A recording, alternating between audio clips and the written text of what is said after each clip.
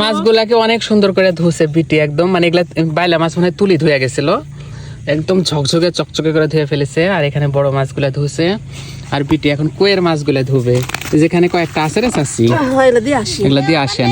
আমারে কুটার পালা নেস কাটেনি মাছের, পয়সা আছে কি তোকে সুন্দরী চাচি মাছ কুটি যাতে নেস কাটেনি সুন্দরী আছে একলাই কইতলাও এদের বান্দরেটাও তো কুটিছে।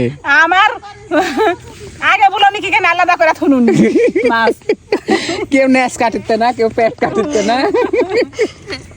ওই সুন্দরের খালি চামটির ইয়ে ঝলক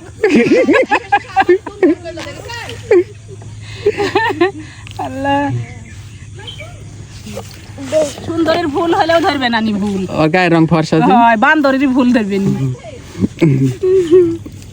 আল্লাহ হয়ে গেছে বাবা, জান এখন যে সাবান দিয়ে ফেরে সনগা ভালো করে। আজকের মনে হয়ে গেছে। বিটি মাছ তো ফিরে দিতে হবেন, পলিথিন তো শেষ। এই দেখো আমি 3টা পলিথিন কুড়ে করে আমার ওষুধের ইটা ওটা আজকের খাওয়ার জিনিস আনা আছে, ওগুলার থেকে লিয়ে আনলো। ওরা কাটো কাটো ইয়া করো, ভাগ ভাগ করো। তোমার খেয়াল করা লাগে না আমি এতগুলা মাছ নিয়ে যাবো বাড়িতে এবার ইনি পলিথিন নিয়ে আসবেন। আমার খেয়াল নাই বিটি, আজকে বাইলার মাছ রান্ধো, পেঁয়াজ দিয়ে পুরপুরি করো। বাইলার মাছ টাটকা টাটকা ভালো লাগবে।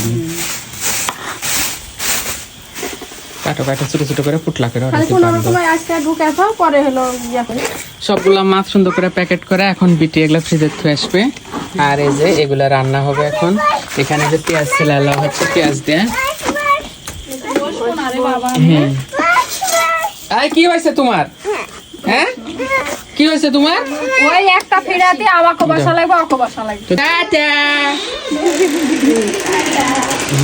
যাও বিটি রেখে দাও গা।